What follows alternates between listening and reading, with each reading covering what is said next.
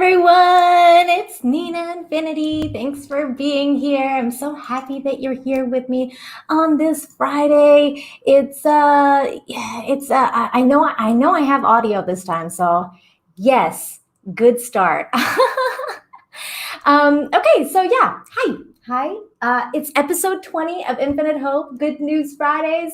It's episode 20. Yay, I can't believe I've been doing this for 20 weeks. And thanks to you all. It's starting to pick up. It's starting to pick up, and I'm really happy about that.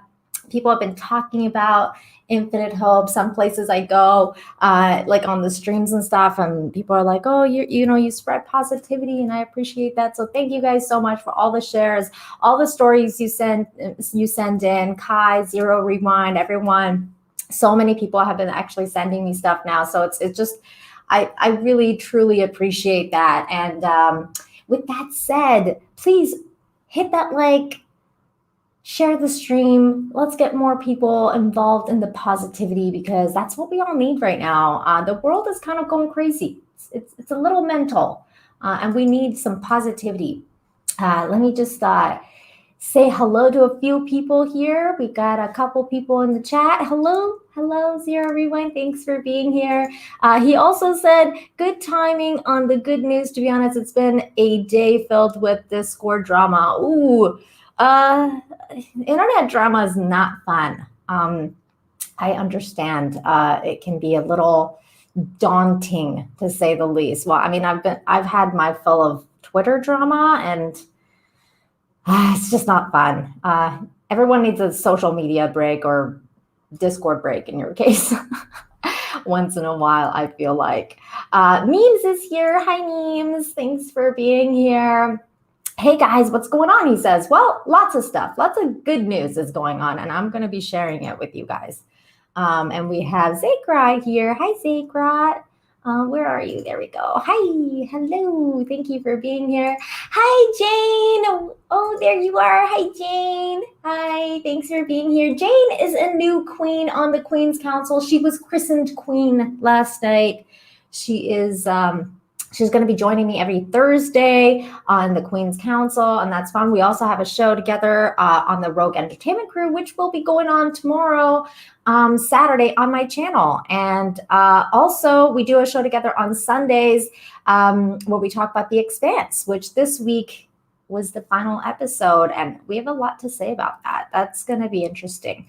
Christy's here. Hi, Christy. Yeah, no worries. Thank you so much for being here. And any lurker, I welcome lurkers because even if you don't chat or anything like that, I get the hours, and that's what I mean right now. So even if you don't say anything, it's all good. Jane Theory's like, Discord drama, LOL. Oh my God. That's where people went to get away from the regular internet drama. Yeah, that's really true. I feel like that's weird. But hey, I hate Discord. Well, I used to hate Discord until I figured out what the hell I was doing. But I remember like one time I went on the Geek Blends channel, which is a great channel, by the way. And Jeff and them do a trivia show. And they were like, join the Discord and tell us what trivia you want to do. And I just went on there just for a minute to be like, I want Seinfeld trivia, F Discord, I'm out. And this was like months ago before Kai and them made like the Among Us Discord where Jane and Christy and Kai and I kill each other for fun on Among Us. That sounds really morbid. But yeah, that's what we do in our to unwind. Back to positivity. My goodness. Yes, Jane is a new queen. All hail Jane. Queen Jane. Please put hail Queen Jane in the chat for Queen Jane Theory. She is a new queen. Hello, Shane. Hello. I think I already said hi to Zakra, but hello again. We got theme park casual here. Hello. How are you? Keck is here. Hello. Thank you for being here. Adriana's here. Hi, Adriana. I'm not muted this time. I can actually say hi to you. Oh my God. Oh, the blooper moments, the blooper reels. Cavatinho Chase here. Hello, Cavatinho. Yes, Christopher Plummer passed away, and that is sad. That is sad. But he was 91 years old and he lived a good life. And although it's really sad when one passes away, it's good that he lived a long and full life. And I appreciate that. I hope he's on to bigger, better things. And he is a star, so he's with the stars now. And infinite. He is infinite. I believe in the soul, so I hope that wherever he goes, he's gonna be, he's gonna be on to bigger and better things. Rest in peace, Mr. Plummer, and thank you for all the entertainment that you've provided us. You are truly a Hollywood legend. And that's my piece on Christopher Plummer. I'm a big fan, so it was kind of sad, but life goes on though. Yes, hail Queen Jane, hail the Queen. The Queen. I don't know why I'm having so much fun saying Queen Jane. I think it's because your name is Jane and there's actually been Queen Janes. So it just sounds British. All hail the Queen. Okay, I'm going to stop now. Yes, he lived a very full life. He did. And that's what, that's what it's all about, living a full life. Zero rewind. That's okay. I made fun of myself because you got to laugh at yourself. So in last week's highlights, which I do every week for the live streams, I highlight the most important parts of the stream, and I put it out there for people who can't catch the live stream. I actually made fun of myself. So if you want to be reminded of the funniness that was last week, I did do a little blooper to last week's highlights, and that was fun. Okay. Shane says Queen Jane Seymour. The Tudors. Queen Jane. I love that show. Okay, let's start with this is a kind of weird news, which was sent to me by Kai. I don't necessarily... I don't count this as the best of news, but it was so fascinating to me that I thought I'd share it. And it's just because, science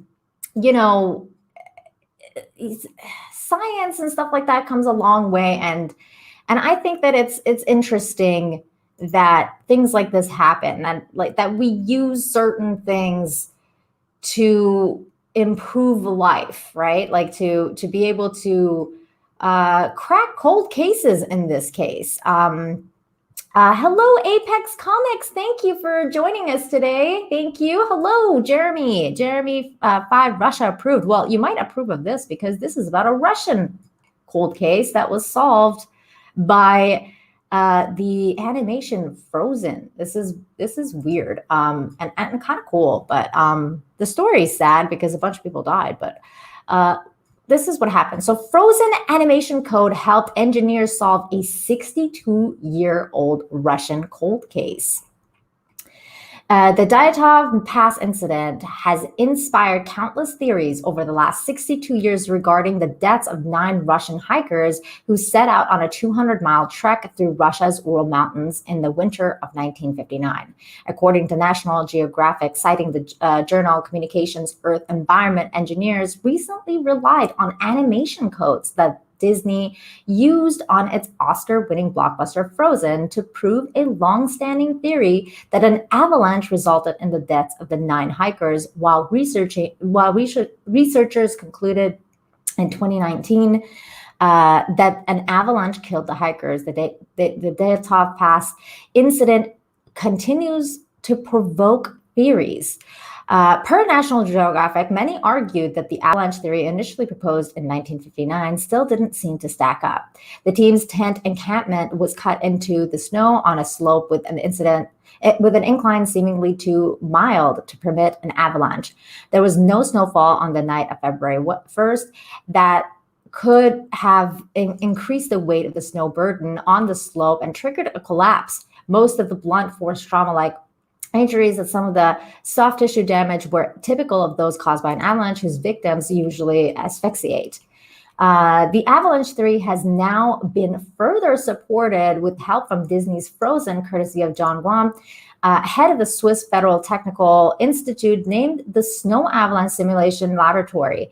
Guam was struck by how well the movement of snow was depicted in Frozen. So he decided to ask the animators who worked on the Disney animated film for the code. As National Geographic reports, following a trip to Hollywood to meet with the specialists who worked on Frozen snow effects, Guam modified the film's snow animation code for his avalanche simulation models, albeit with decidedly less entertaining purpose. Of course, that was bad, to simulate the impact that an avalanche would have on the human body. Using the Frozen animation codes, researchers were able to create a simulation of the Kholat Saik avalanche.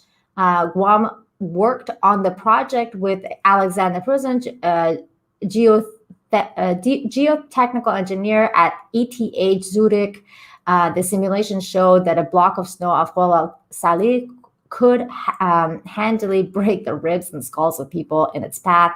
Head over to the National Geographic website to read the full article of the incident. And yeah, I mean, that's kind of crazy because you never know like what kind of innovation can inspire certain things. So in this case, the realistic animation and the code for this animation, caused this guy to go and solve this cold case. And that's like really, really interesting. I mean, that's funny. That's about an avalanche and it's called cold case. But yeah, I thought that was cool.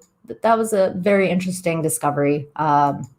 Using, like I said, using innovation to solve cases. I like that. I hope they use more of that to solve, different kind of cases. I like murder mysteries. They're fun.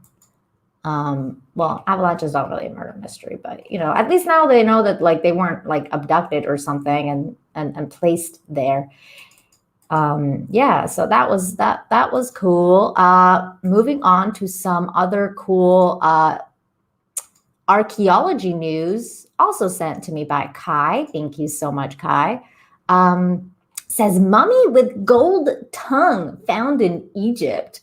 Now, this was fun because I immediately remembered that episode of The Simpsons where they like dug up Jebediah Springfield and he had that gold tongue and that dude stole it.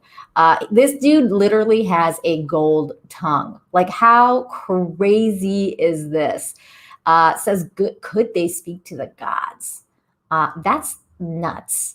Archaeologists have found a 2,000-year-old mummy with a gold tongue at an ancient Egypt site called Taparisi Magna. Elambers perhaps placed the gold tongue on the mummy to ensure that the deceased would be able to speak in the afterlife. The Egyptian Antiquities Ministry said in a statement released January 29th. For instance, in the golden tongue mummy encountered Osiris, the god of the underworld in the afterlife. They would have needed to be able to speak to the god, this statement said. It isn't clear if the mummy had a speech impediment when they were alive. It's also not clear why the tongue was made out of gold specifically. Well, I have a theory on that because he's a freaking king. Like, he's probably like, gold everything, bring me gold, gold thrones and gold everything, including a golden tongue. The archaeologist led by Kathleen Martinez from the Dominican Republic discovered the mummy in one of the 16 burials that Taparosis Magna, which has temples dedicated to Osiris and Isis, a goddess who was both the wife and sister of Osiris. Previously, archaeologists found a hoard of coins decorated with the face of Cleopatra VII, suggesting the temples were in use during the queen's reign. And here's some other pictures. Woo! I love archaeology. It's so cool. There he is with the golden tongue. This guy, that's cool. I don't know. Yeah, it is interesting, Shane. I thought so. Apex Thomas says, need an infinity of infinity investigation. I like that. I like that a lot. That's really cool. If I was like, you know, kind of like Jessica Jones or Dick Tracy or someone, I'd have that. Infinity investigations. We're on the case. And we won't stop until it's solved. Because yeah. Apex, yeah, good, Goldfinger, like, yeah, Goldfinger. He loves gold. He loves gold.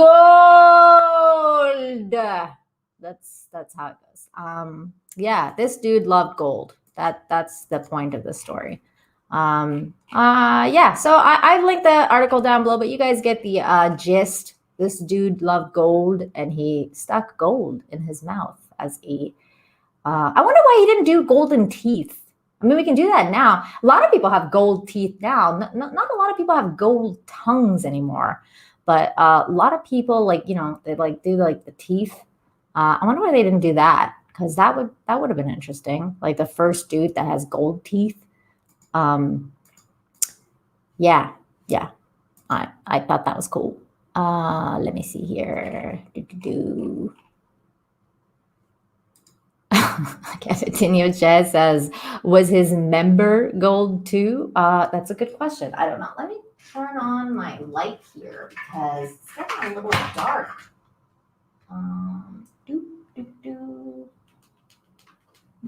There we go. That's good. Okay. So, let's see. Okay. Got to close that tab now. Moving on with more archaeology news, which is very cool. Here we go. 4-year-old girl finds dinosaur footprints on the beach from 2015 million years ago. Actually, wait. Let me try that again because I didn't share audio.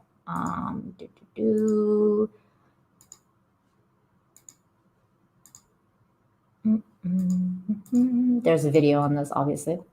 Okay, when you think about the average day in the life of a toddler, crayons and cartoons likely come to mind. Discovering an immaculately preserved 215 million-year-old dinosaur footprint? Probably not. And here's the footprint. How cool is that? But that's just what happened when 4-year-old Lily Wilder was taking a nature walk with her father on a rocky beach at Bendrix Bay near the Welsh town of Bury last month. The intended impression spotted by eagle-eyed Lily measures just shy of 4 inches. Experts believe it was created by a 2-footed dinosaur that likely stood about 30 inches tall and was 8.2 feet long. Its species, one that's not been seen before, is a mystery that set in the scientific community alight. Carl James Langford, archaeology Chimeru, hailed the find as the finest impression of a 215-year-old dinosaur print found in Britain in a decade. Lily saw it when they were walking along and said, "Daddy, look." Lily's mom, Sally Wilder, said in a statement while reported by the UK media, which we will watch here. Let's take a look at this. For Lily, nothing quite beats playing with some of her favourite toys. What noise does it make? But finding the footprint of a real-life dinosaur came pretty close. She just said, "Look, Daddy, there it is." Yeah, and that's it. We saw it, and I took a photo with it, and that was it. Came home, and it all went from there when Sally posted it. Yeah, they showed me, and I said, "Is that a dinosaur footprint?" Where is it? I can't see it. Right there. Oh, wow. Perfect. Look at that, that's amazing. The next day, they returned to Bendrix Bay with an archaeologist before the stone was taken away to be analysed. Perhaps the first time it's been moved in more than 220 million years. Experts say it's one of the best specimens ever found in South Wales. It's amazingly rare. We can see the detail of where the joints of the animal are in its foot, where the little muscles are, so we can tell the structure of the foot itself. It'll be able to allow us to match up this sort of foot with the skeletons that we find in other places Wow. of dinosaur feet. Now it'll be studied at the National Museum in Cardiff, and this 4-year-old, whose favourite animal is a T-Rex, will officially and forever be named its finder. A moment in history millions of years ago, now to be preserved for centuries to come. How Sangeeta cool Lal, is ITV this News. story? I love this. This is just so. This is so cool because kids are so observant in so many things. So like it just doesn't surprise me that a kid would find this because like, you know, I've like taken walks with my little nephews and like he sees things that like no one would ever see, you know, and they're like, what's that? What's that? Yes, she's so cute, and her favorite animal's a T-Rex, and then she found this dinosaur print. It's like she has some sort of connection with dinosaurs. That is really cool.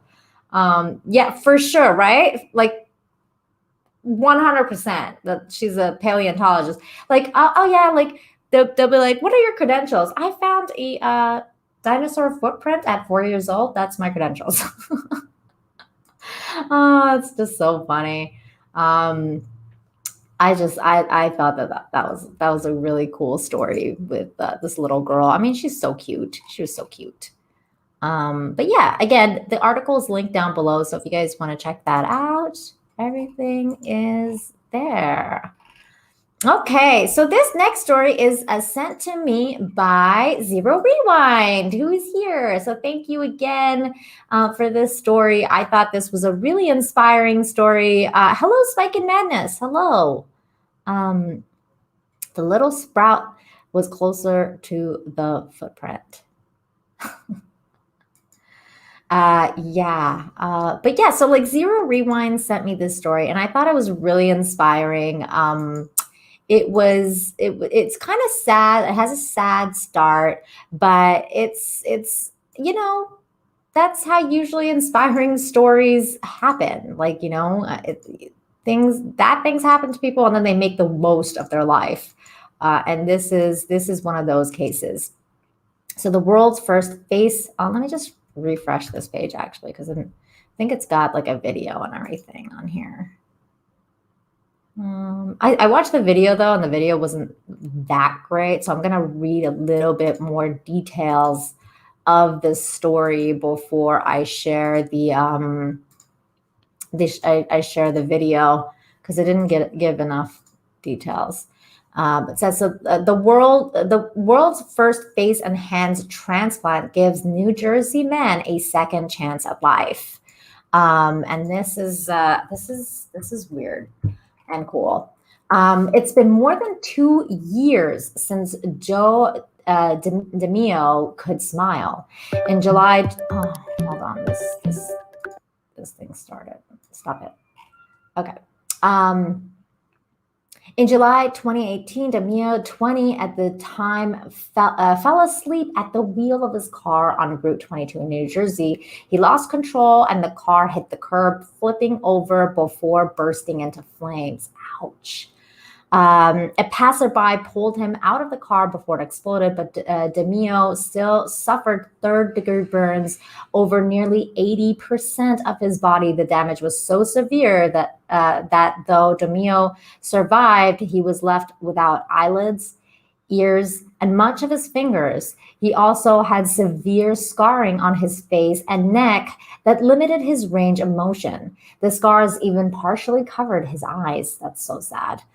His independence had been taken from him in an instant. This is what he looked like before. How sad is that? This is what happens, man. You guys. The lesson here is don't fall asleep at the wheel. It's pretty bad. On Wednesday, doctors at NYU Langone Medical Center announced that following 23 grueling hours of surgery, the now 22-year-old DeMio was on the road to gaining his life back as a recipient of the world's first successful face and hands transplant. He's the most highly motivated patient I've ever met, Dr. Eduardo Rodriguez said of the team that completed the unprecedented surgery, told reporters at Wednesday's news briefing. Though the surgery occurred in August of last year, DeMille's doctor waited to ensure transplants were not rejected before calling the operation a success. That's a good idea, just in case. There have been over 100 hand transplants performed successfully and close to 50 face transplants, Rodriguez said. So fundamentally, there was no reason why they couldn't occur together successfully. They have, okay, so this is the first time both have been done at the same time. There have only been 2 previous attempts to complete such a surgery, a transplant to a patient's face and both hands worldwide. Both were unsuccessful. We needed to avoid infection. We needed to have this operation occur as fast as possible. We had to be very selective with the donor, and we had to implement every state-of-the-art technology that would ensure complete success of Joe's operation. And that's exactly what we did. Joe is healthy. He's young. He's strong. He loves to exercise. He eats healthy. And he had that one special element, which is going to be required for his operation, Rodriguez says, a high level of motivation. And he had a tremendous sense of hope. How amazing is that? I mean, that is like they say that's one of the things for recovery, you know, like whether it's for cancer patients or like any sort of insane amounts of recovery that you need to do, you have to have high spirits so you can recover, because a lot of it is in the mind, right? The operation took 80 people across 6 surgical teams and 2 adjoining operation rooms. I'm not going to focus on that image just in case some people in the chat are sensitive. In one of the hands and facial tissue of a dying donor were carefully removed and replaced with 3D printed prosthetics. That's really cool. We always begin the operation with a moment of silence to honor the donor family, to respect the great loss, to never forget the donations that have been made, Rodriguez said. In all these operations, it's important to recognize that some must give up their life so that others can continue living. That is, wow. In the other operation room, DeMille's own hands and face were removed with precise cuts to prepare him for the donor tissue. The operation was one that could very well end DeMille's life if not done correctly, Rodriguez said. At DeMille's arms, each radius and una bone was carefully cut along with a host of tendons, muscles, veins, and nerves to prepare him for the new limbs. The right hand, DeMille's dominant hand, came first, then the left, and so on and so forth. I'll let you guys read the details of that in the thing, but I will finish that up with this, that he said himself, I wanted to share my story to give people hope in the world. I'd like to recognize the selflessness of my donor and how none of this would have been possible without his sacrifice. Emil said, thank you. Asked how he's felt over the past few months of rehabilitation, DeMille said he felt he'd been given a second chance at life. There's no excuse to not be motivated or not to do my therapy, he said. My hands aren't there yet. I have to keep practicing, he added. It's like kind of like when you're a baby. There's just moving their hands all the time until they get that ability to do stuff. I've got new hands now, just like them, he said. There's always light at the end of the tunnel, DeMille said. You never give up. Never give up, never surrender. And that is definitely an inspiring story. We're going to just check this out real quickly because it does show him and his story. Let me just... So there he is, and then he spent 2.5 months in a medical-induced coma. And I'm trying to figure out all the stuff. He only has a 6% chance of identifying a donor because of all the blood transfusions and the skin grafts that he's received during his acute burn surgery.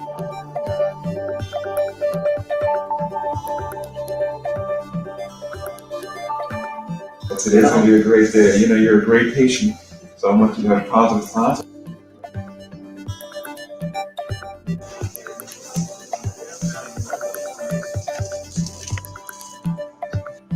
I just love his mentality. His mentality is just like so inspiring. There he is. He's working out, working on his therapy.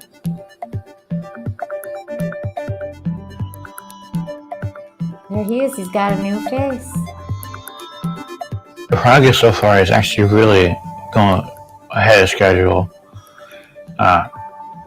Just my motivation to get things done is really really high up there. There's always 1,000 ways to be sad about something, but there's always a million ways to be happy. Oh, yeah, so true. There's always a million reasons to be sad, but only few reasons to be happy. And he's right. You just gotta find the, the little things in life to be happy about, Sometimes that takes a lot. But this guy, I wish the best for him. Yeah, exactly. Eclay's here, and hello to you. Thank you for being here. It says that's rough. I wish all the best for that guy, and me too. And Zero Rewind says, kudos to the hardworking doctors, nurses, and surgeons. Absolutely. I mean, this is one of those times where you're like, thank God for modern medicine. This is definitely, I don't say that often. I was nervous about highlighting this one, Cavatinho. What are the chances of the surgeons chuckled a little when asking for a hand during the procedure? That's funny. I always have to read your comments now before I highlight them, because I know you can be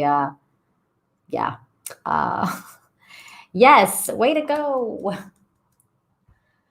That's great. That's great. Okay, so moving on.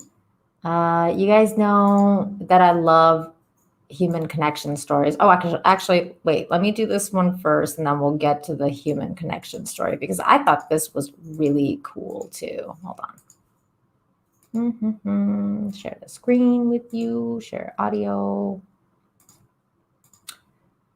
Okay, so Dutch design artist creates light show in a leek field to celebrate farm and enhance plant growth. This was really cool.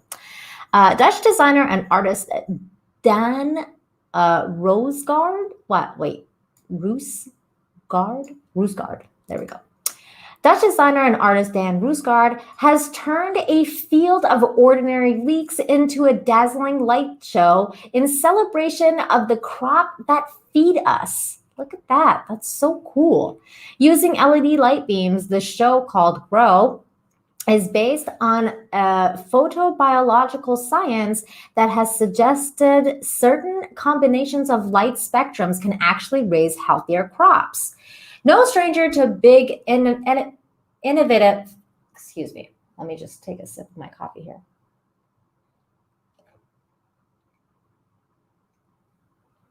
No stranger to big inventive ideas, this latest project from Studio Rosengard is one that will be called Dreamscape, which also look to make the farmer the hero and celebrate the fields that grow our life-sustaining food with a combination of art and science.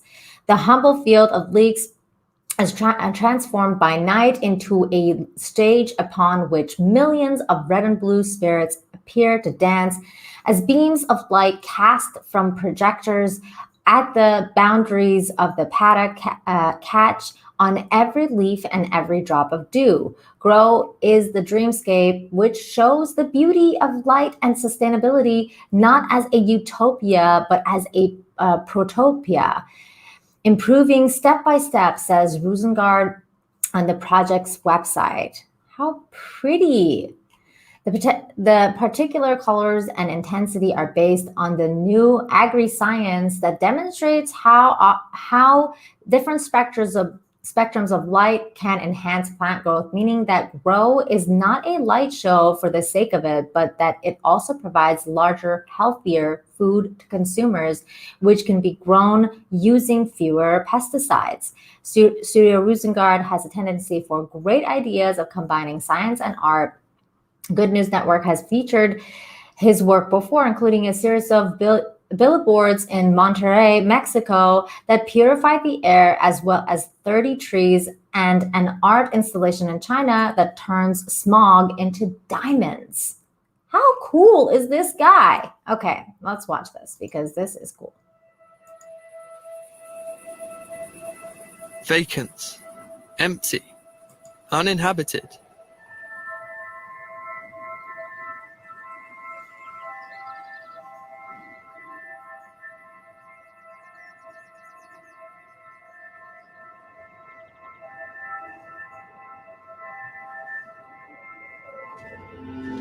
We often dream about creating a better future. Yet we hardly notice the fields that feed us. How can we show the beauty of agriculture? How can we make the farmer the hero? And how can light help crops to grow more sustainably?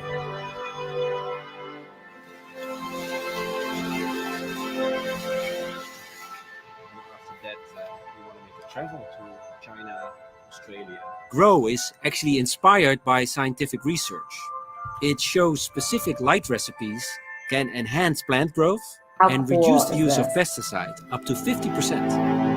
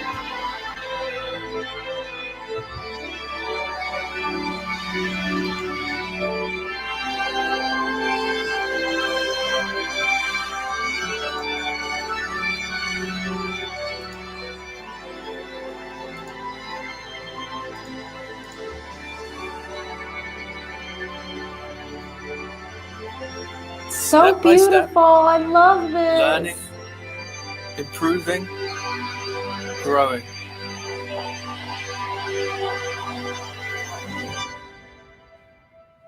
Oh my gosh. How cool is this dude, you guys? That was so cool. This guy's like, I mean, that's so cool. I just love this so much. Using science and lights and plants and just all the things that I love and sound. So cool. I know, me too. It was so cool. I loved it. And also, hi, Kelly. Thank you. Yes. I will get in touch with you. I'm so happy that I got your email finally. Yay. Thank you for stopping by, though. Yeah, so that was really cool. I thought that was... Cavatinho says, do they play happy rave music for the leaks too? Probably not. I mean, I think that was the music that they kind of play for them. But music does really help plants grow. So I thought that was beautiful and deserved to be shared. All right, so moving on to our human connection stories, because as you all know, human connection is very important to me. We had this story that I found, and I thought I should share with you all. that's about a group that delivers Valentine's Day gifts to senior citizens and gets a big surprise.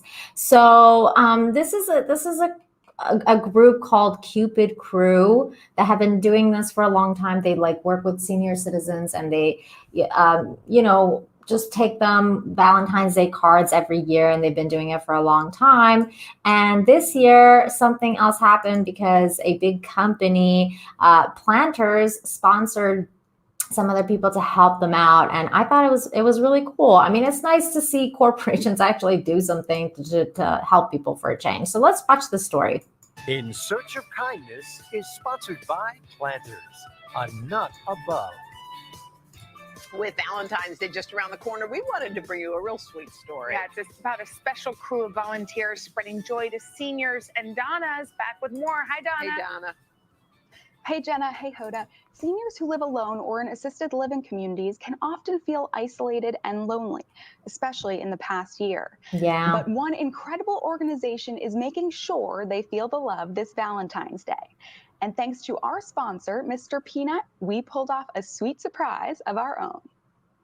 Happy Valentine's Day. Aww. I'm doing hugs and kisses. These kids are part of something special. The Cupid Crew, a group of volunteers across the country dedicated to sending love to senior citizens this time Oh my God, of year. look! Isn't that wonderful? That girl's name was We do it Nina. every year. It's An a annual sign. tradition for our family to just give back a little love and kindness on Valentine's Day. Laurel, did you guys see Every year that? it's an to senior citizens this time of year. A group of volunteers across the I country know, I'm like freaking dedicated out. to sending love to. Oh wait, it's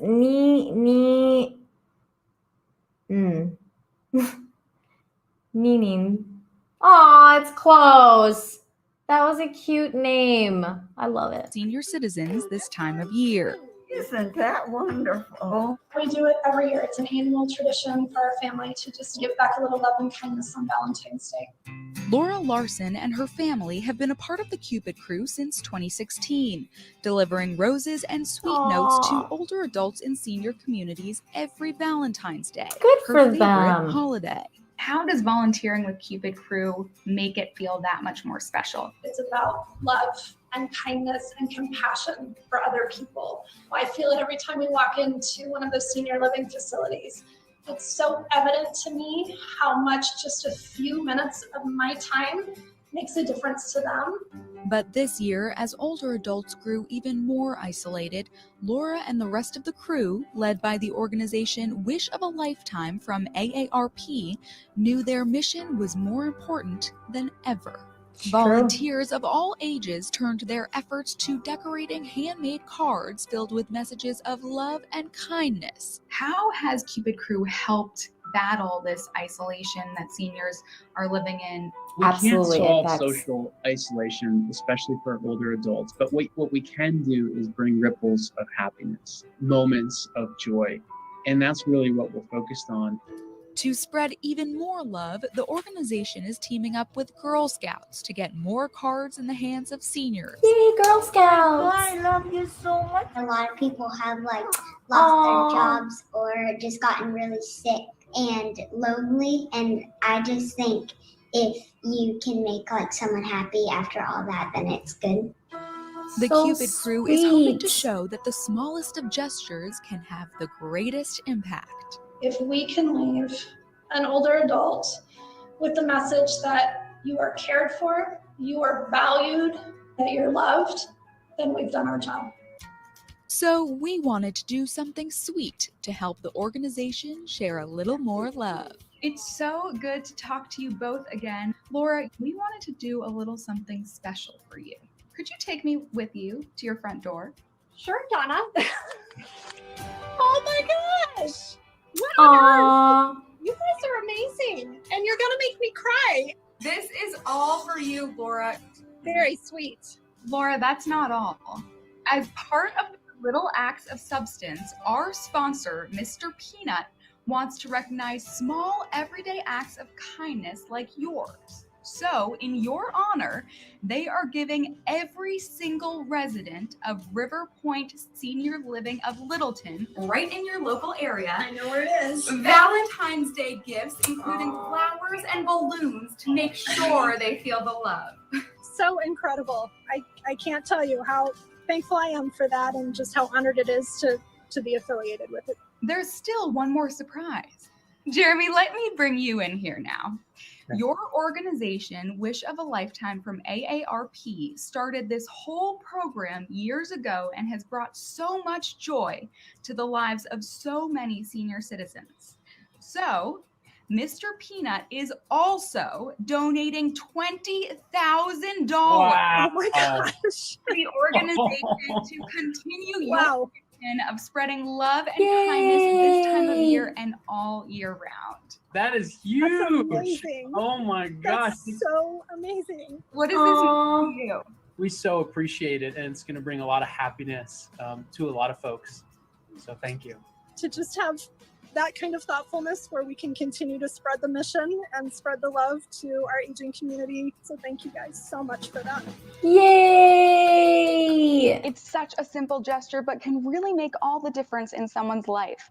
And if you want to learn more about the Cupid Crew, head to hodaandjenna.com. There you go. What a sweet story, right? I love this. I love this Cupid Crew, people.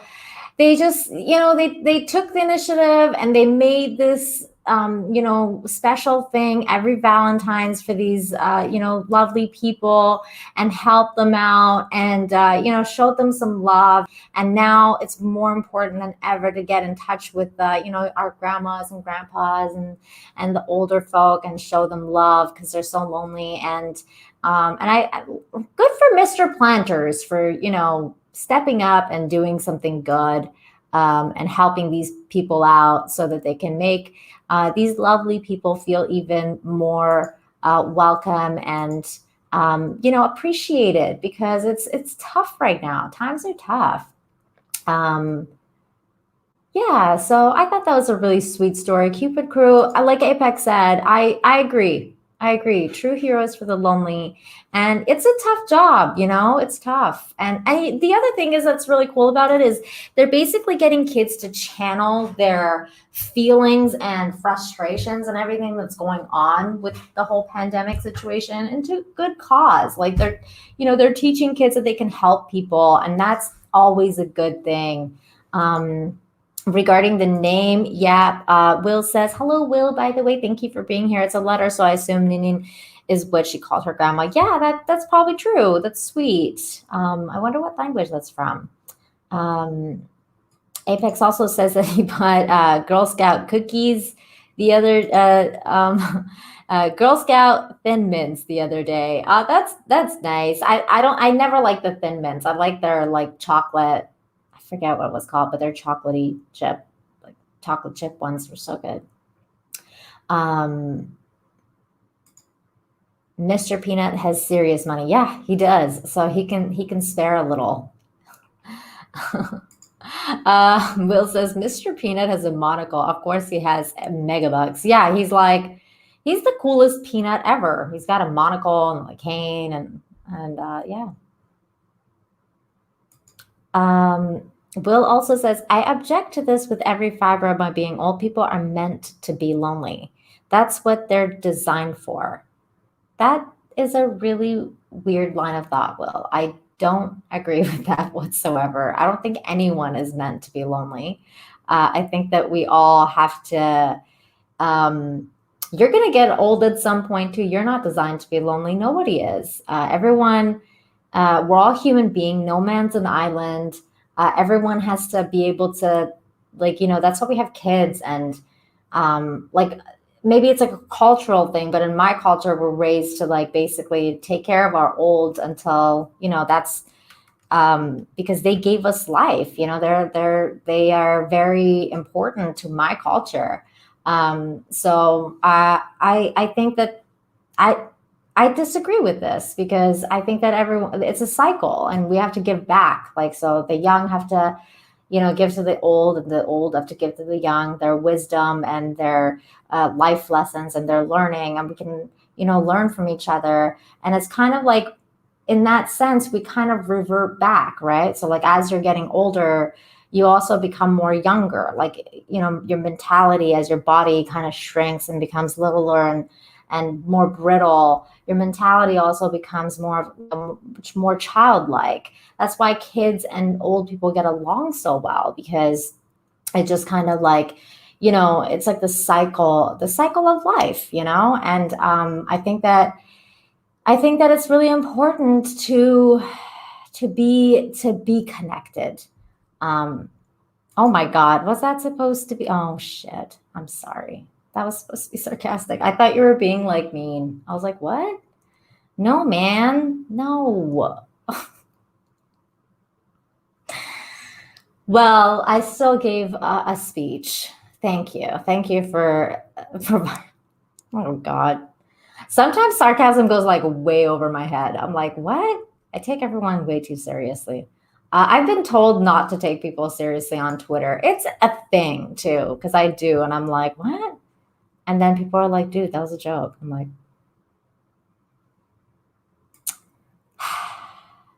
yes, I just went into like, I was like, what?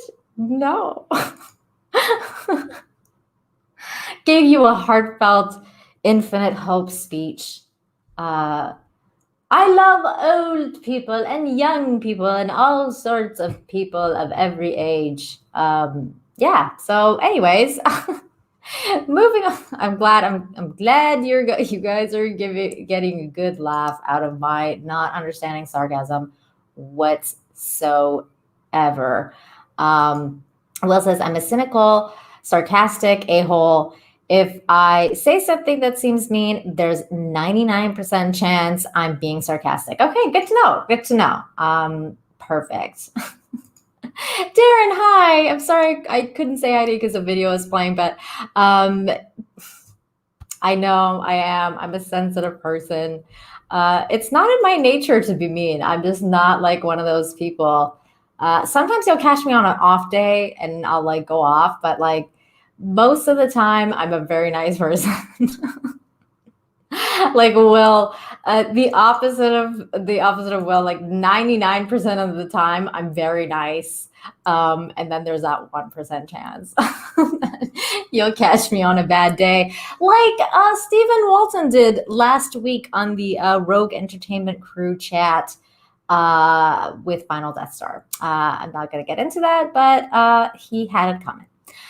So moving on to our next human connection story. This one was also really sweet, and I really, really, really liked it. I love it. Zero Rewind says, you're very nice. Yeah, thank you so much. Yeah, I think it's because of the Canadianness too. Like I took the best parts of each culture. Like I'm Persian and I'm Canadian, so I took the best of both cultures, and that's me. Like, nice and welcoming and just being a gracious hostess. And I tossed all the bad stuff from both cultures. So I'm the perfection of both cultures. I'm gonna stop talking now. Will says, to be fair to you, sarcasm can be really hard to pick up on when it's written down. That's true. You don't get the inflection, the tone, the voice that makes the obvious sarcasm. Yeah, exactly. That's why I always like sometimes when I get into like a back and forth with people on the internet or like even via text, like people I know via text, and I'm like, you didn't like, there's no social cues, so you can't really tell. Like emojis don't do it. Okay, like there needs to be hand gestures, there needs to be like voice tones, there needs to be all sorts of stuff to be able to pick it up. And sometimes that's impossible to. But thank you, Will. I appreciate that you're not mean to old people. Oh my God. Cavatinho says, could donate Walton's best fruit to the elderly for Cupid's crew. He's going to lean into it. I've heard that he's going to be coming out with some coffee stuff, and he's gonna have mugs, and there's a lot happening soon for Stephen Walton, and I'm so happy for him that he's gonna be leaning into this and going full force with the merch. It's gonna be great. He's gonna make some money. I know I'm gonna buy a mug for sure. I agree. Apex says our little Persian Canuck. Oh, I like that. I should get a shirt that says that, Persian Canuck. I think that's great. I think that's great. I like that a lot. Okay, moving on. I really want that shirt now, Persian Canuck. Okay, so our next human connection story, because I love human connection. It's very important. This one was such a cool story. Says, Pizza Hut delivery man gets a new car as a tip. This was cool. It brings a big reward. I mean, like, what's so special about this kind of story is the fact that this man enjoys what he does and he brings joy to people, even if it's like delivering pizza. The dude's been doing this for 31 years. And like, that's so cool. Like, to enjoy what you're doing, no matter what it is, for like truly enjoy it and like, just become that person, that's special in itself. And then to affect people in such a way that they get together and give you this gift, like that's so cool. Like, I mean, how amazing must that guy have felt, like, to get that kind of gift. Hi, Kai says, that's awesome. I agree. It was such a cool story. And Apex says, you get a car, and you get a car, and you get a car. And that's true. Well, only one person got a car in this case, but I thought it was really sweet. And it's really cool that he has like done this for so long and people appreciated it. Cavatinho says, curious how many times he got the pizza delivery person dare. I don't know what that is, and I don't know if I want to know. We also had a comment. Cavatinho says, someone needs to send Nina a Persian cat onesie with a Canadian flag on both shoulders. That would be amazing. I would wear that on the stream. Not even gonna lie. I would definitely wear that. Will says, this is the second story I've seen like this recently. Well, that's great. Spread the positivity. And Will, why aren't you sending me stories like this that you're seeing? Please at me on Twitter and share the positive stories that you're seeing. That's great. I'm really glad that you see stories like this. And I saw this comment, I 100% agree. I will definitely get something. Well, wait, no, not this one. Sorry. This one. Me too. Like, come on. Well, okay. He's not going into like the last part, but the best brew, like he's gonna lean into the coffee thing. And I think that's a great idea. Not the last part though. That's gross.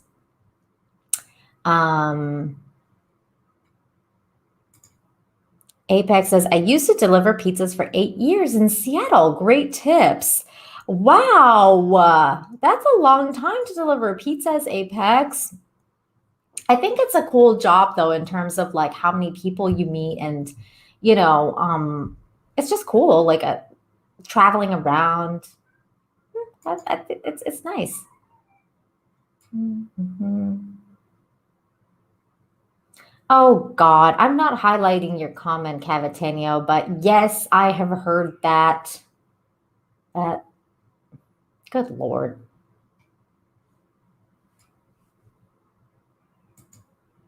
Okay. Next on Infinite Hope, you have this one. Mm-hmm. UPS mail carrier helped rescue an 89-year-old woman who fell and couldn't get up. Now, this interview No problem. it's like over, nice like meeting it was you. over 7 minutes long. So I'm gonna read some of the details of the story, and then we can listen to a couple of minutes of it. But the 7 minutes was a bit long. Wait. I said something that I need to give myself this clip for. Hold on. 7 minutes was a bit long. Does the skin look red and swollen? That's what she said. That's my joke. Damn it, Dwight. Sorry, I couldn't help it.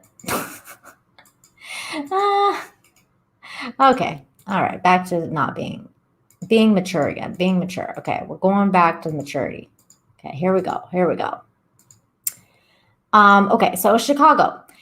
A USPS worker is being called an angel after saving the life of one of her customers last month. Again, human connection, because these people, like, for example, a pizza delivery man or woman, a pizza delivery person, and also a delivery person like this UPS person makes connection with the people that they see all the time. Shonda Lemon has worked as a USPS mail carrier in Chicago for 8 years and has been delivering mail to Helen Iwanski for the last 4. Lemon often says hello to Iwanski, who's 89 years old, and holds short conversations with her. We gained a nice little personal relationship with one another, Lemon told Fox News stations. Lemon even began wrapping rubber bands around her mail so that could grip the bundle more easily. Oh, how sweet and thoughtful. But when Lemon noticed Iwanski had not picked up her mail in 3 days, she had a feeling something was wrong. Lemon knew Iwanski lived alone, didn't have children, and hadn't traveled in years. This prompted Lemon to call the police on January 14th to do a wellness check. Those factors alone is what triggered me to know that there was something wrong, especially when she left her parcels on the porch overnight, Lemon said. Police came to Iwanski's home within 5 minutes of Lemon's call and found Iwanski on the ground. She had fallen and had been lying on the floor for several days. How sad is that? When the police officer told Lemon that Iwanski was still alive, Lemon said she became overwhelmed. I began to cry because it was a rejoicing moment for me, knowing that I had assisted her in sparing her life, Lemon shared.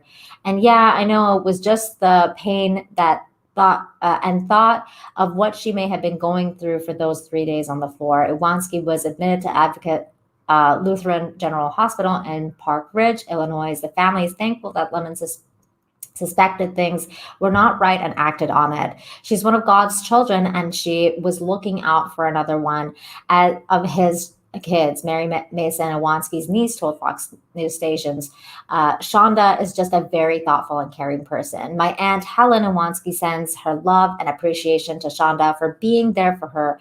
She said she will be forever grateful for Shonda caring enough to call the police. Mason continued, my family continues to pray for Shonda and want nothing but the best for her always. Iwanski is currently out of the hospital and is getting stronger every day at the rehabilitation center. So that is a sweet story.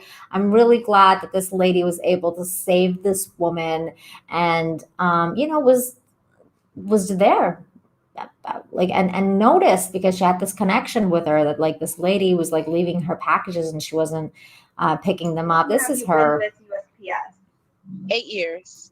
8 years. And how long have you been doing this specific route that this woman is on? 4 years. 4 years. So do you find that you've had a special connection with this woman? Tell me about that. Yes. Over the years, I would just greet her. She'll sometimes meet me at the door. So we'll have short conversation. And there are times where I'll take her outgoing mail. And sometimes on her outgoing mail, she'll leave me a small note and candy attached and things like that. So we gained a nice little personal relationship with one another. Personal relationships. When did you notice something might be wrong? I noticed it actually the second day that I delivered her mail, because the second day I noticed the first day's mail was still sitting there.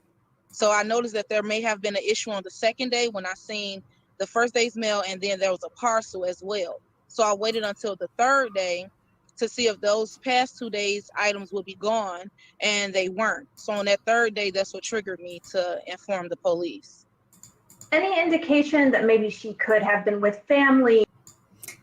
Well, anyways, you guys know the rest of the story because I read it for you, but that was her, and good for her. She saved a life. I mean, that's great. Okay, so moving to the next story here. Actually, let me just make sure the chat is updated. Okay, we're good. Do, do, do.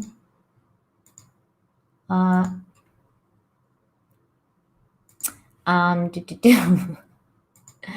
How dare you? Wait, actually, I have this clip. Hold on. How dare you? How dare you? Here we go. Okie dokie. Okay.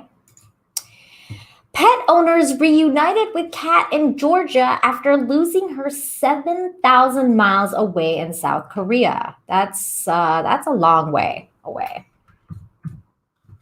After months of being separated by thousands of miles, a lost calico cat named Cauliflower has been located and reunited with her thankful owners. Lucille says, I can't even, no. Lucille says around the time her beloved collie went missing last year, she and her husband, Devin Lane, were preparing for a move from South Korea to Huntsville, Georgia.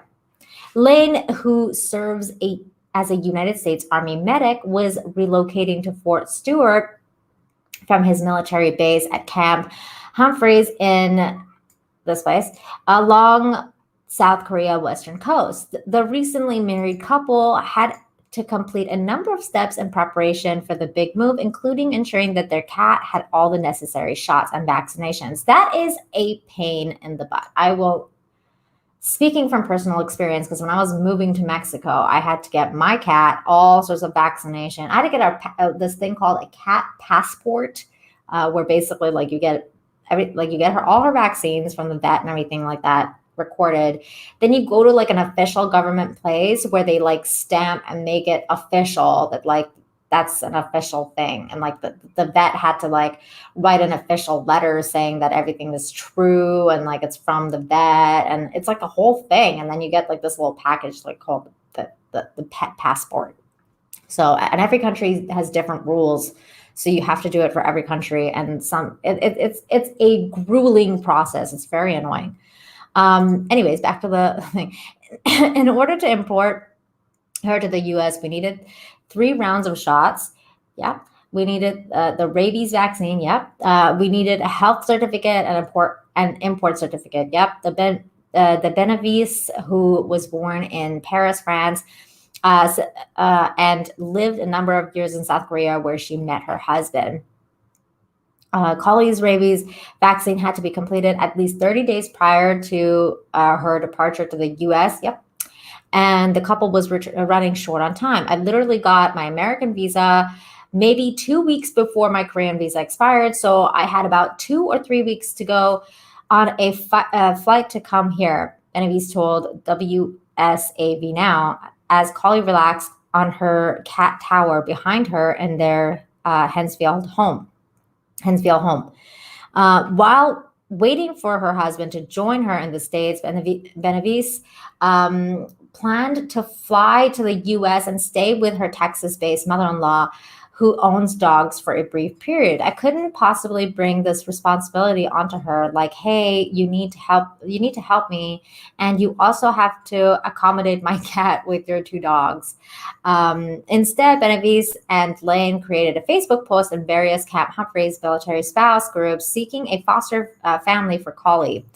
The hope was that a kind of pet-loving family would take care of Collie for at least 2 months until the cat could fly with Lane to the U.S. as he wrapped up his duties in South Korea. We found this really awesome family who had arrived maybe 1 month earlier, Benavis said. They were we had to leave our cat back home in the U.S. so we would be more than happy to foster your cat for a couple of months until your husband is ready to fly back with her. About a week after leaving Collie with the foster family, Benavis set off to off on her first trip to the U.S. without her husband and her pet. It honestly was soul crushing.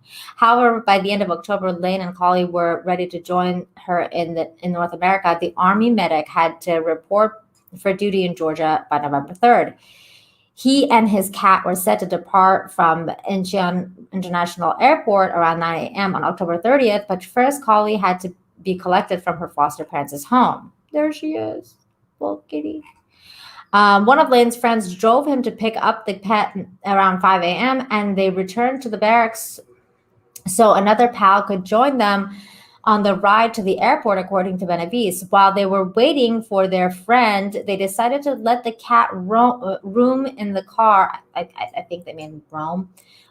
So she could have more freedom to feel more comfortable. The car's driver then opened the trunk where Collie was located. She freaked out, then jumped out of the car and ran away of fear because she had no idea what was going on. She was in a strange environment, everything. That was a big mistake. You don't let cats roam in the car unless they're very familiar with the car. Benavides said, adding, so that's how she got lost. In an effort to buy time and continue searching for Collie at the military base, Lynn changed his flight date. Unfortunately, by the end of the weekend, he hadn't found her, and he was forced to get on the flight because he still had to be here for a report his next duty station. Benavides said. While the husband and wife were glad to see each other at Hartsfield-Jackson Atlanta International Airport, the reunion was overshadowed by the reality that their pet was lost in a country over 7,000 miles away. It honestly was soul-crushing, said Benavides, who had first fallen in love with Collie in late 2017 when she was a stray kitten. She initially learned about Collie through a Facebook group for pet lovers in Korea, where French students posted about Calico Cat they discovered roaming at university campus. Oh, you're like a little baby cat. I just needed to have this cat, she wrote.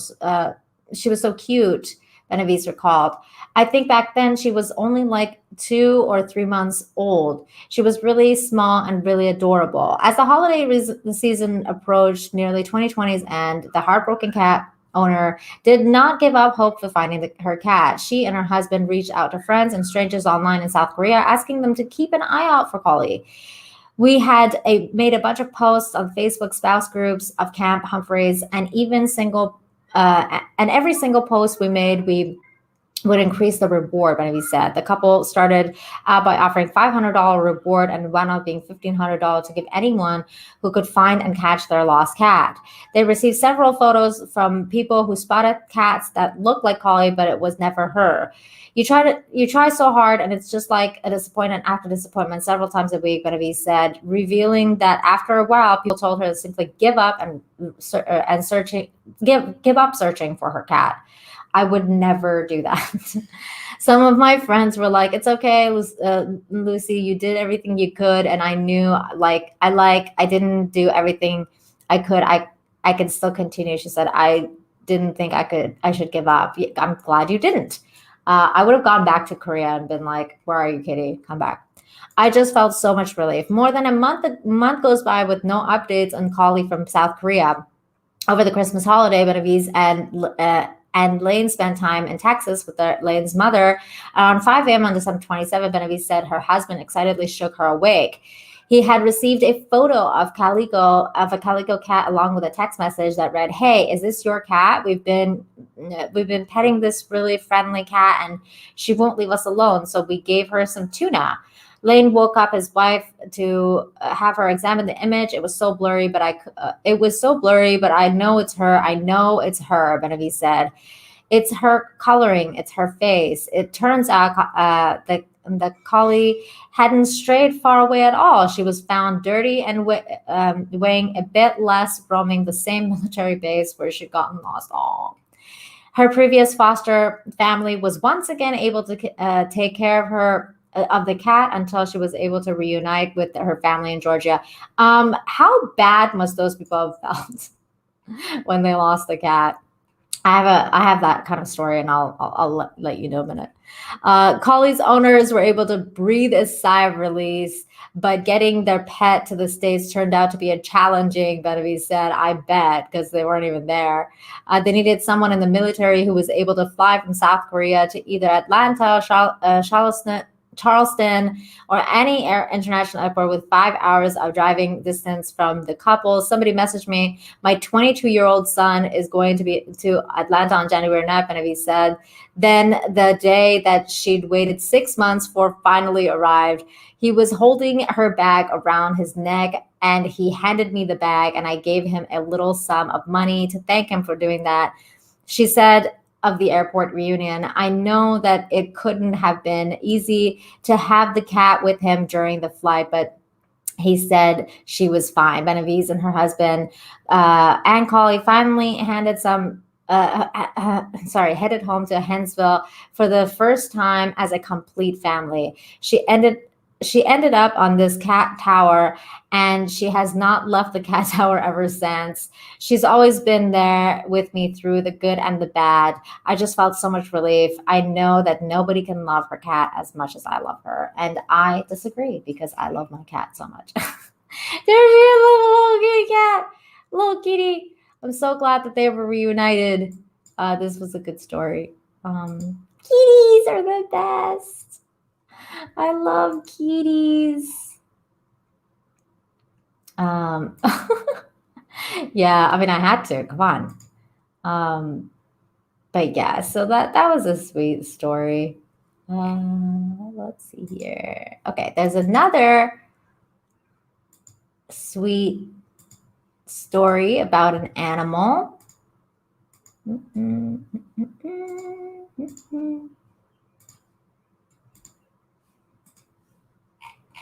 Darren said, perfect. Absolutely. Boy, I tell you though, like moving that cat to another country was a pain in the... Rescue dog saves owner after stroke. She is my hero. A dog owner is crediting his... A dog owner is crediting his loyal and loving pet for rescuing his life after he suffered a stroke. Brian Myers adopted a dog, a 6-year-old rescue German Shepherd named Sadie, a few months ago from the Ramapo Virgin Animal Refugee in New Jersey. The shelter wrote in a Facebook post that Sadie has been surrendered to the shelter by her previous owner when he moved, and she was nervous around new people, especially men, according to the shelter. But Myers felt a special bond with Sadie and decided to give her a new home. There she is. Oh, doggy. It turned out to be a life-saving decision. Myers suffered a stroke last week while home with Sadie, according to the animal shelter. Sadie kept Myers awake by licking his face and then dragged him across the room to his phone, which he was able to use to call for help. Sadie's bio noted, as is common to her breed, she is loyal and loving with her chosen people. The shelter wrote on Facebook, no one could agree more than Brian, who is alive today thanks to Sadie's devotion and quick thinking. Even the animal rights group, People for the Ethical Treatment of Animals, praised Sadie, saying it was honoring her with its Heroic Dog Award. Oh, Heroic Dog Award. That's so cute. She is a hero, and I love her to death, Myers said in a statement provided by PETA. I don't know what I would have done if she hadn't been there. Sadie is staying with Myers' family while he recovers in a rehab facility, but they still FaceTime together every night, according to the shelter. Oh, that's so sweet. Sadie's intelligence and tenacity saved Brian's life. Colleen Bryan, vice president of PETA, said in a written statement, her heroism reminds us that many loving, dedicated dogs are waiting in shelters for families to join, and PETA encourages everyone with the ability to rescue to care for an animal to adopt one from a local shelter. And that is so awesome. There's a doggy. He's a hero. He's a doggy hero. Oh, so cute. I love doggies and kitties. Hey, Angelus. Thank you for being here. Hey, Jackalman. Yes, I have lots of good news today. So much good news. Apex says, I once met a German Shepherd who had a German accent. Very trippy. That is weird. You are weird. Okay, here we go. I have more cool stories. Speaking of really smart animals, I came across this article that I was like, holy moly, this is a really fascinating stuff. And it's also like kind of scientific because it shows evolution of birds. I mean, this is kind of crazy. Figaro, the tool-making cockatoo, taught his mates how to craft tools, stunning scientists. Let me just make sure that I shared audio because there is a video of this. Share audio. Okay, here we go. A Gotham's cuckoo named Figaro, and his friends have been long stunning researchers with their ability to craft. Sorry, just zoomed in. And use tools to get food requiring levels of intelligence thought similar to a 3-year-old human being. Like that is insane. It's a freaking bird, and it's smart. It's like smart as a 3-year-old. Not possessing the behavior in the wild for making tools or even beaks normally thought of as tool making beaks. 3 of these birds managed to craft different tools to fish out cashew nuts from a sealed box. Excuse me for a second.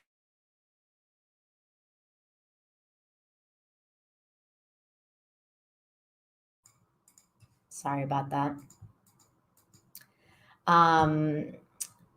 Tool making either with sticks or hooks is well documented in the Avis class.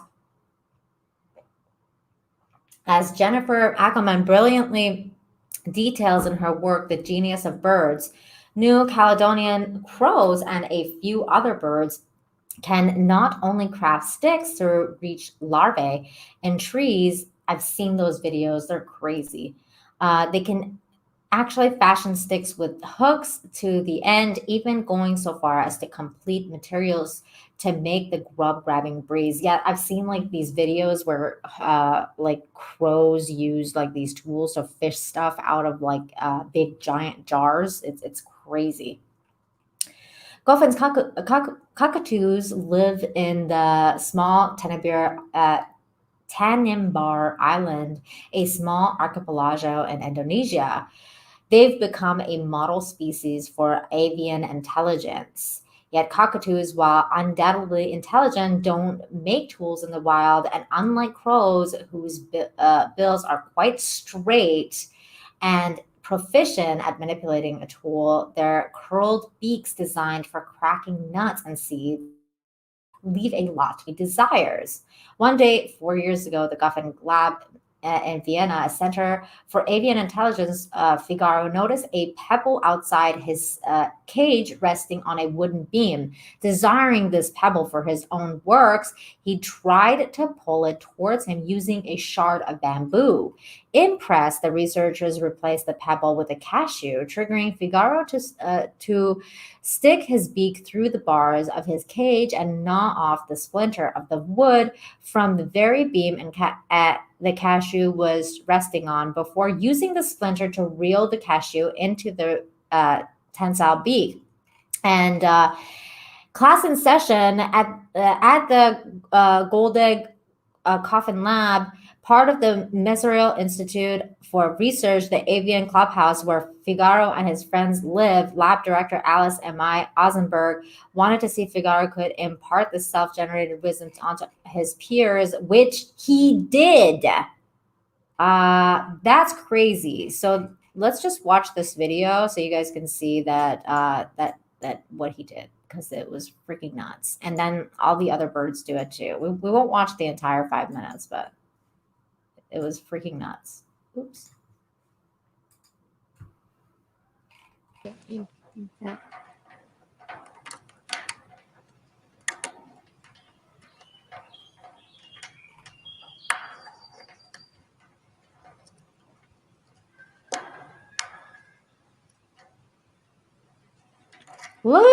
lazy. Oh, it fell down. But look at lazy. Oh my god. That's crazy, man.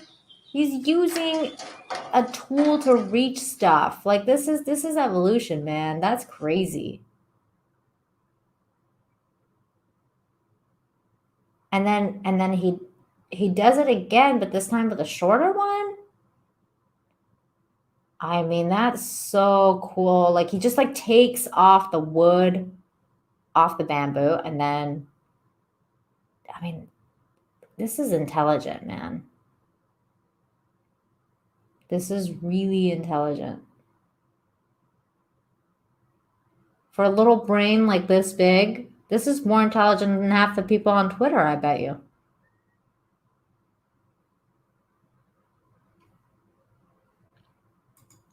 Apex says that bird needs to be a safe cracker.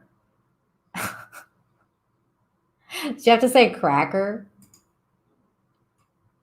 That's funny.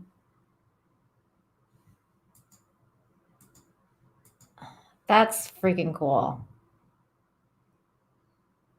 So, but he's not the only one because like his friends do this too.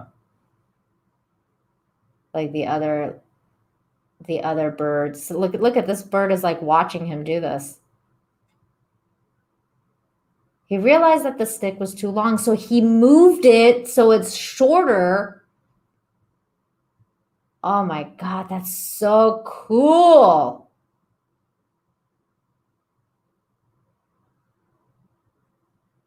This is like some next level shit.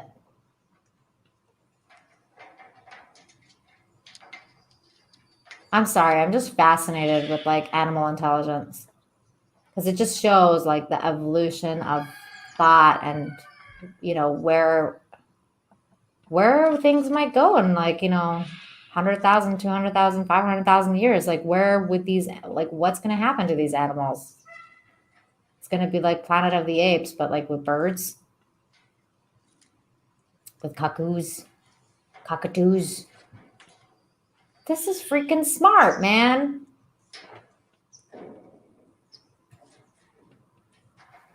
Wow. That bird scoffs at Twitter trolls. Yeah. I mean, come on. Right? Darren, this is what I'm talking about. Says, I think this is how Planet of the Apes started. Caesar? Yeah, man. Except this is a cockatoo. It's freaking smart.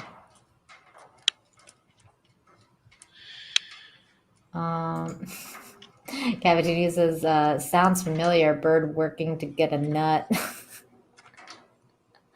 Oh my God. Yeah.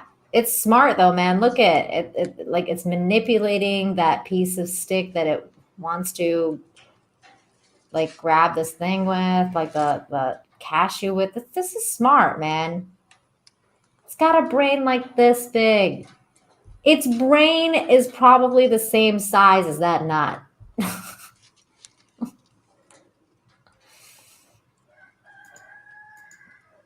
Darren says the bird has some good stick work. Bird could be a hockey player. Yeah, absolutely, right? I mean, this is the future of this bird. He's going to be a hockey player. Birds are crafty little guys. They are. They're very smart. This is just freaking mesmerizing. I could just watch this all day. I said we're not going to watch the whole video, and then we did. So yeah, that's what happened. A bunch of birds are super intelligent, and yeah. Moving on to more animal-related news because they're fun. I saw this news, and also it was Groundhog Day the other day, and I thought this was funny. These groundhogs came out, then shared a tomato feast at a tiny picnic table. This was cool. After something began eating all the vegetables from their garden, causing so much upset, a camera was erected to discern what was causing all the destruction. It turned out to be a groundhog, and they named it Chuck. Chuck plops himself right in front of the camera every time and devours our produce. It says on the YouTube channel that started a year ago. And that started years ago. He even has the nerve to stare right into the camera like a boss. And I'm going to show you this video. It's pretty funny. After looking at all the footage, they found that they were absolutely shocked how amazing he was. He totally changed their whole outlook on this of the situation. And now he has the right to enjoy all the veggies he wants. We all coexist. This is an island. This is his land too. I just put a garden on it. So much anyway. The channel Chunk the Groundhog now has 96.2K subscribers, and the backyard has many more cameras to catch all the action. They posted this adorable video in August entitled "Sharing Means Caring," and this was freaking funny. Here we go.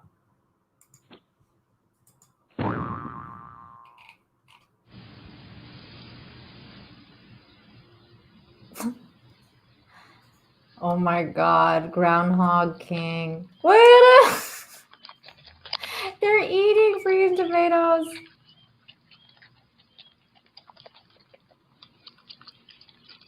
Oh my God, this is too funny.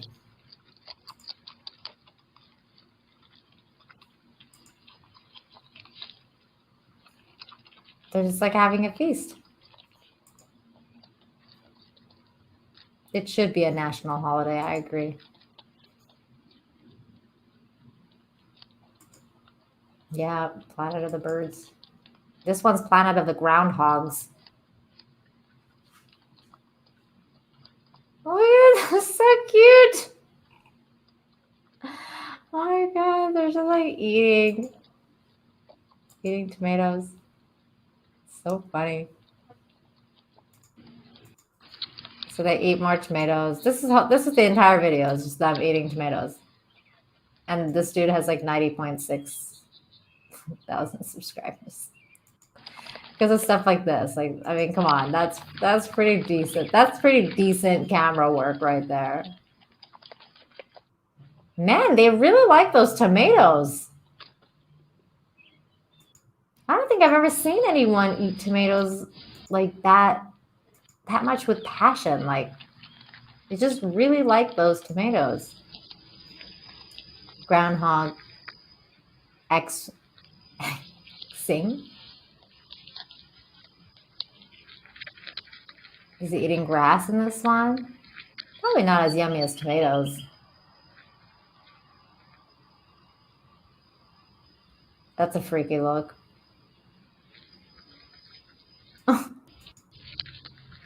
Oh my God. So yeah, there's some groundhogs eating grass and tomatoes for you, because that's just fun. That's always fun. Right? The picnic table was amazing.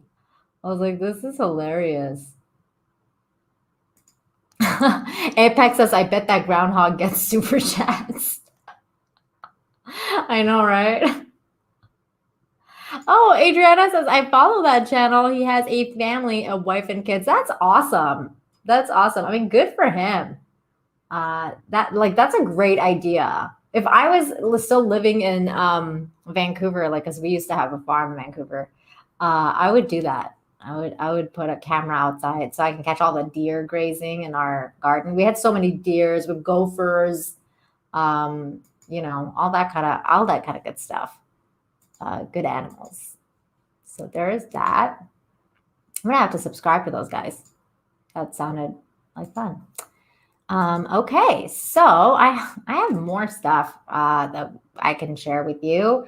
The articles are done, but I did actually save a bunch of like animal videos from people who send them to me, like Zero Rewind, and everybody who sent me some of the really cool cat videos and stuff like that.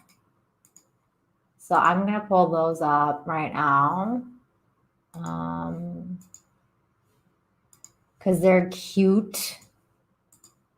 And we could always use more cute animal videos, because why not? Okay, this one's not an animal video, but this was super cute. Hold on.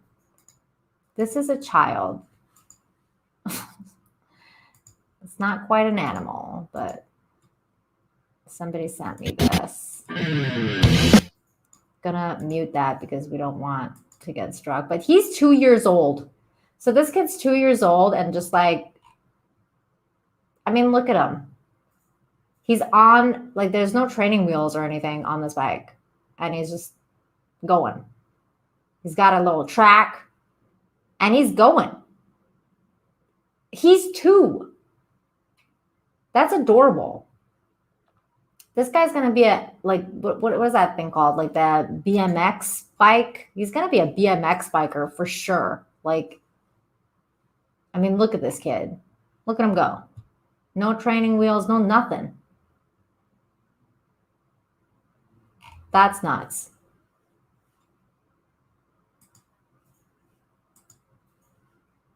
All right, so there was that one. That one was cool. All right, here's another one. I thought this one was hilarious. Let me just share. This one needs audio.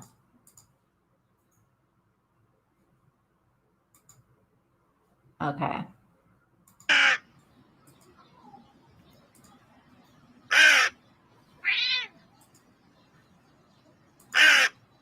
I hate you. Shut up. You can't even. Heck off.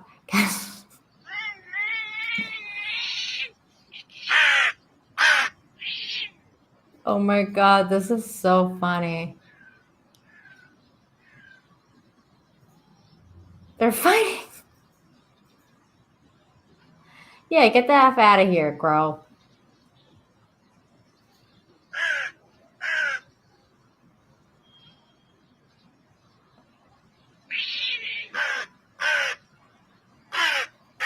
Oh my God.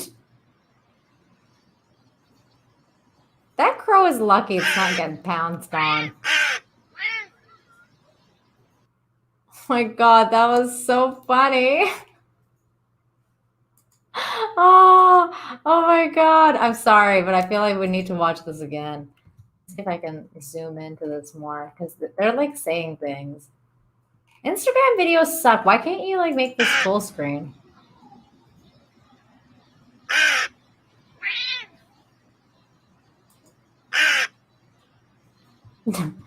I hate you. You hear? Shut up. You can't even heck off. Catch me, I dare you.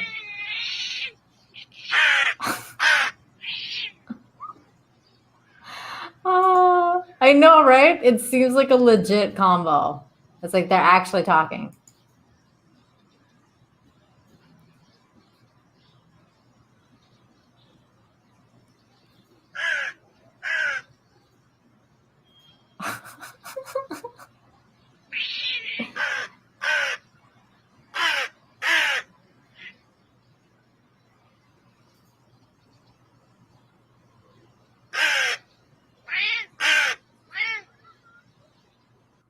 Oh my God, that was funny.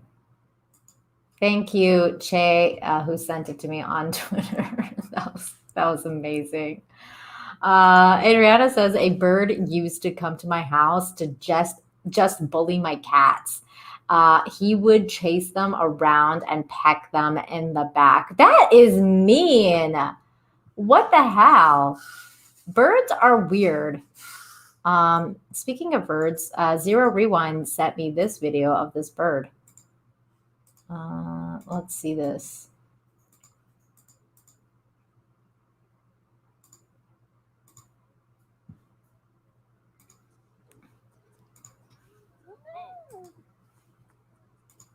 Oh my gosh, I got -5.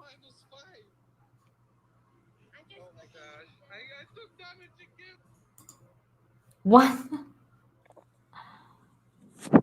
Oh my God. Wait, what were they saying? I couldn't hear. Oh, look how cute it is.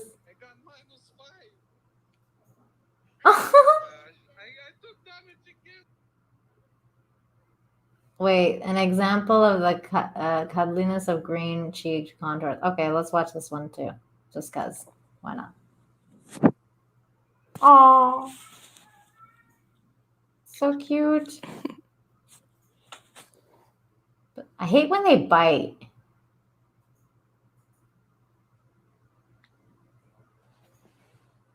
It's like, don't bite me, bro.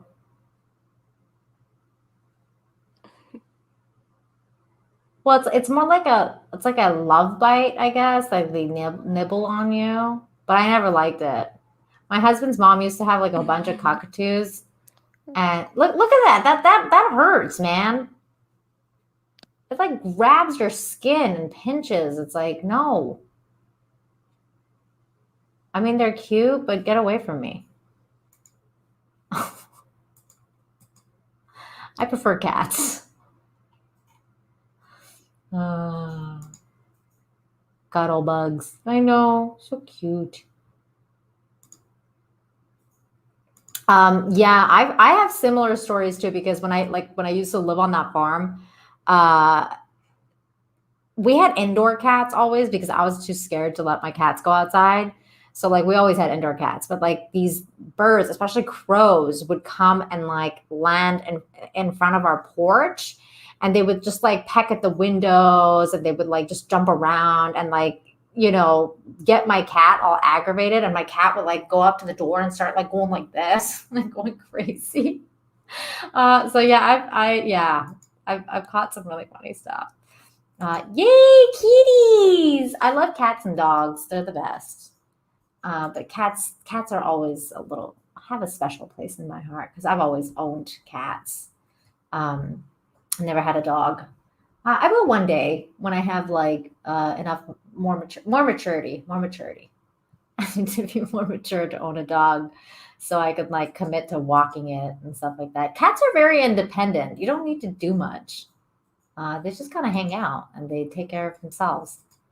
Okay, this one. What was this one again? Sorry, that page doesn't exist. Why? That's weird. Okay, well, I have this other one that actually Zero Rewind also shared this with me, and I thought this was really cute. Let's see here. Let me share my screen. Okay, here we go. 天下武功，无坚不摧，唯快不破。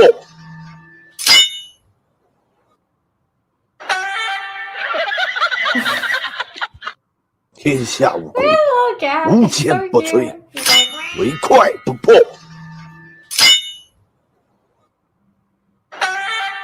That's so cute.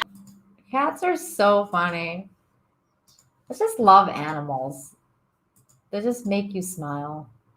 Okay, I had another. This one was cute. Shit, look at this cute cat. I mean, it's just like, this cat's just freaking adorable. Like, look at its eyes. It's like, dang, kitty, you're so cute. Fluffy. Look how cute and fluffy he is.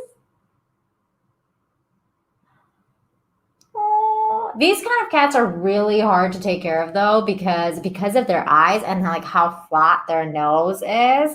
So the person who takes care of this cat actually has done a really good job, because they get a lot of gunk and stuff like under their eyes. So you have to clean that like every day.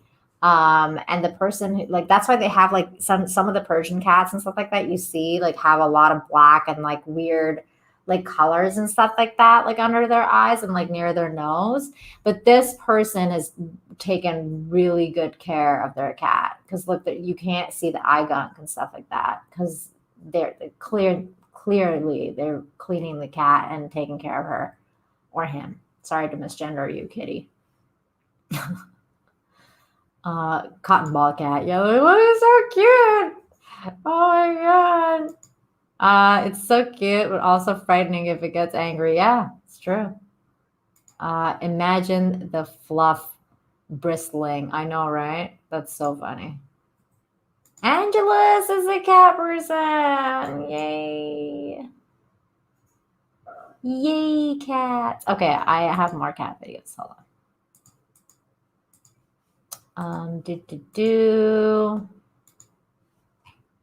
Okay, no, this one's a doggy video, and I thought this was so cute. Doggies, you're so cute. Stop, doggies. Stop, doggies are annoying. Okay, this one. Look at this doggy is like, no, you have to walk me. You're my human.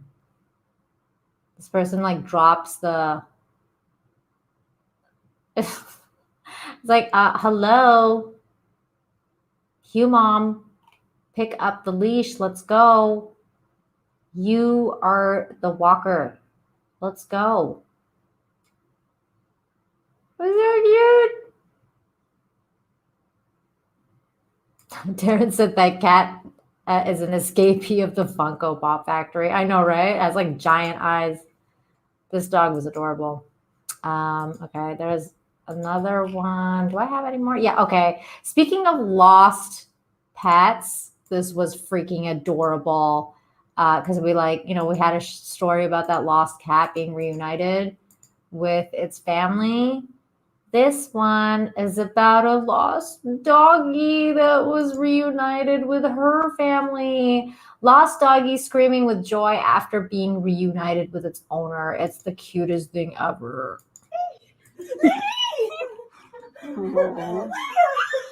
Oh, honey. Oh. Look how happy he is. Oh. Oh my God. So cute. Oh, they're so happy.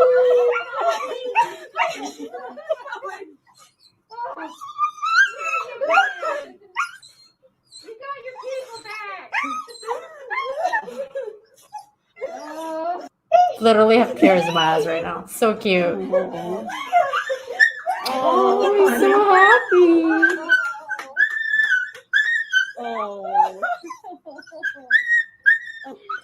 Oh, animals are just the best. They bring so much joy. So much joy and love. And that's why it's so hard when you like lose them and stuff, you know? It's really difficult when you lose an animal.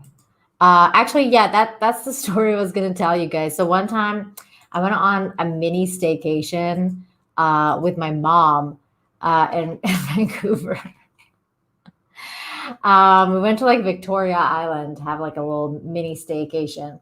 And my husband was left to take care of our indoor cat. And then, so I come home like 3 days later. I know, Zigrod, wasn't he so happy? So cute. So I come home 3 days later, and guess what? The cat was lost. And I was like, I lost it. Like I was like, my baby.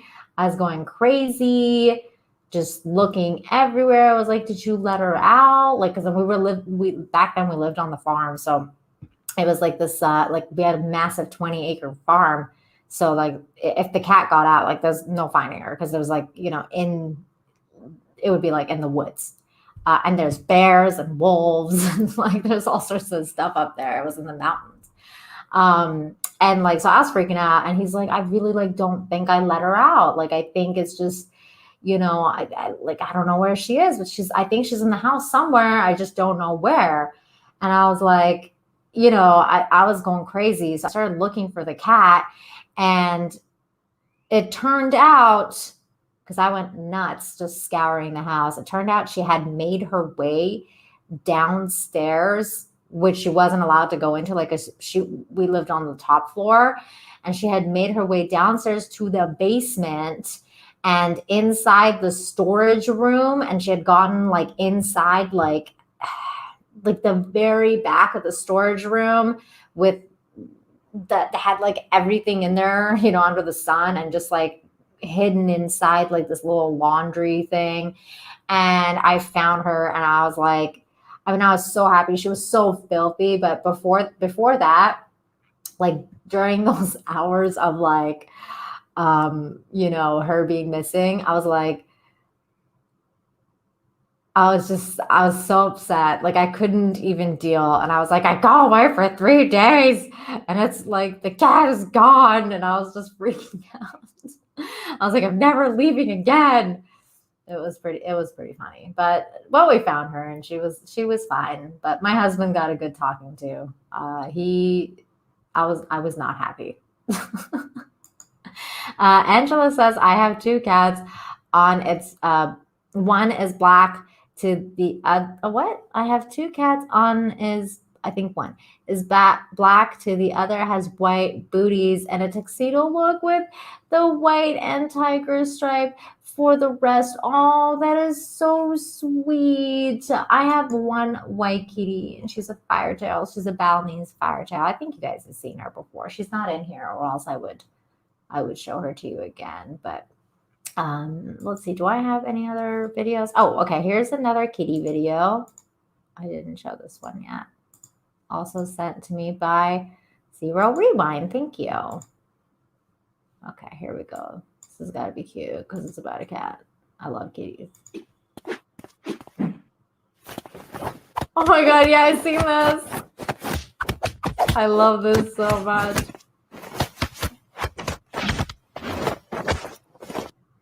Oh my God, that's too cute. Let's watch that again.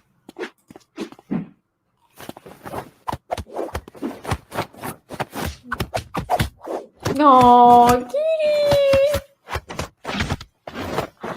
I love kitties. They're so cute. Oh my goodness. Okay, we finished with that bird video. Yeah, Victoria Island is really pretty, Apex. I loved it there too. It's a really nice place. People are saying hi to the in the chat to each other. Yeah, I know. What a great cat foo. Yeah, it's totally true. It's cat foo. Later, Darren. I'm getting ready to end the stream anyways. So thank you for being here. I must dash off to the afternoon sunshine, but I'm glad I saw Kung Fu Kitty have a good stream. Yeah, I'm just getting ready to wrap up here. It's been like 2 hours, and I thank you guys so much for joining me today for the 20th episode of Infinite Hope. I can't believe I've been doing this for 20 weeks. It's been really interesting to be committed to something like this for like every week, every Friday. It's been going on for 20 Fridays. So I hope to have another 20 Fridays and that we do this all the time. I love the community that's being built here, and you guys keep coming back for positive news and spread the positivity, everybody. So make sure you send me more good news if you see it. Make sure you smash that like, comment. You know, after the stream is over, as Steven Crowder said, right now the YouTube algorithm loves commenting. So if like for my video or any YouTuber you like, comment, because that's how the YouTube algorithm will share your video. So everybody, even if you're gonna just tell us how your day is, just comment. Just be like, hi, my favorite color is blue, or hello, I like your hairstyle, whatever. Just tell us anything in the comments.